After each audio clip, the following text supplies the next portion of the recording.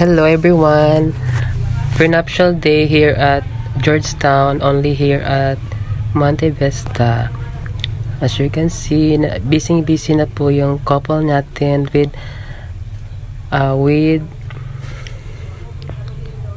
Rusty Vlog, Rusty TV. Ayan siya. Wow, I'm going yung pagkukuha ng shoot ng or pictures sa dalawang couple. And guys, behind the camera, napakaganda po dito sa Georgetown po, here at Monte Vista guys. Worth it po talaga yung 3,500 na babayaran nyo po sa venue. Kasama bali 8 packs po yung 8 packs po yan siya, na walang tao po yung pwede po makapasok dyan. Kasama na yung photographer at yung bride.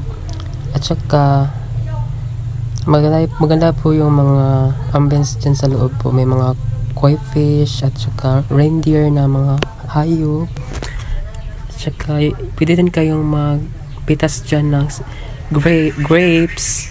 Ayan yung halaman na ang laki-laki ng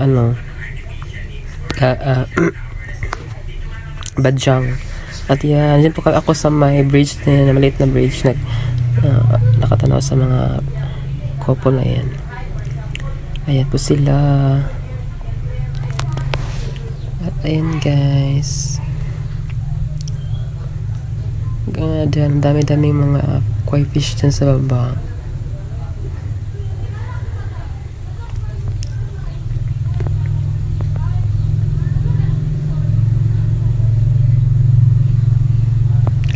Ayan yung makeup artist / assistant Charlotte. Ayan siya guys. Ayan.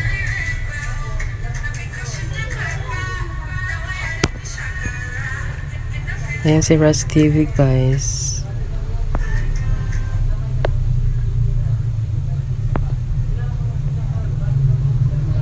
Ayan. Ang badyang po, ang ganda ng badyang na halaman.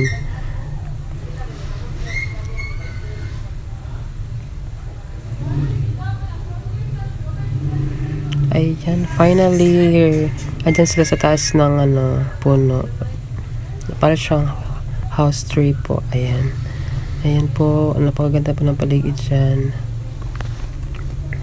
At malamig yung hangin dyan po. Yung po area, napakalamig po, hindi masyadong mainit kasi ginawa namin yung shoots hapon na po ng 2:00.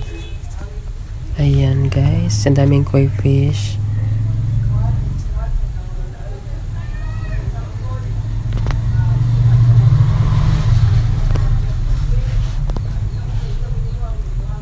Ayan guys.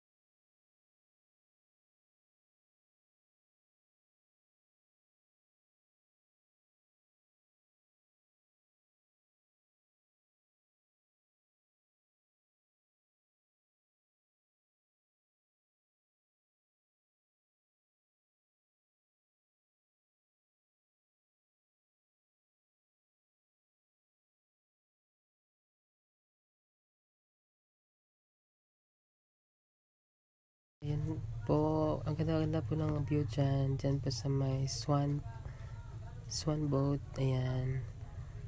May maliit na lake po dyan. Dyan po siya pinicture at chinot. Ayan yung bride.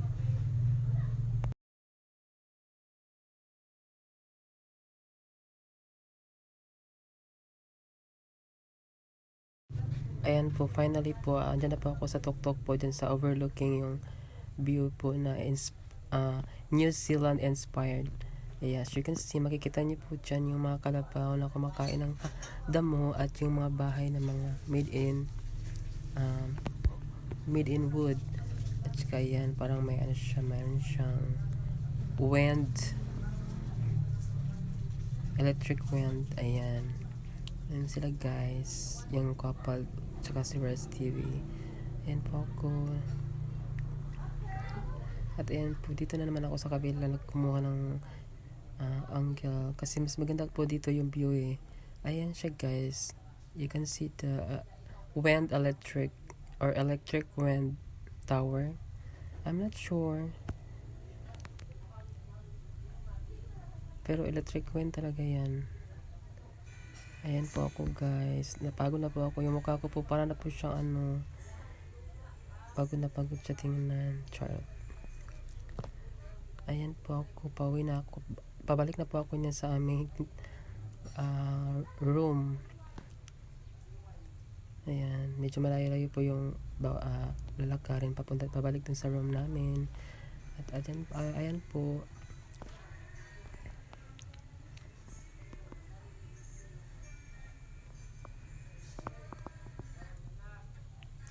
Ayan guys.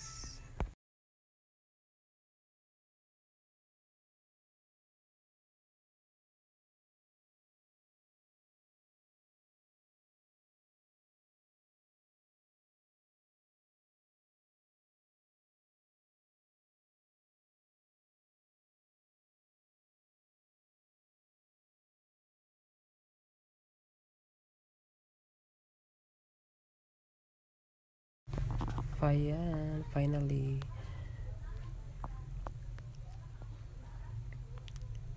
Nakabalik na ako sa room namin.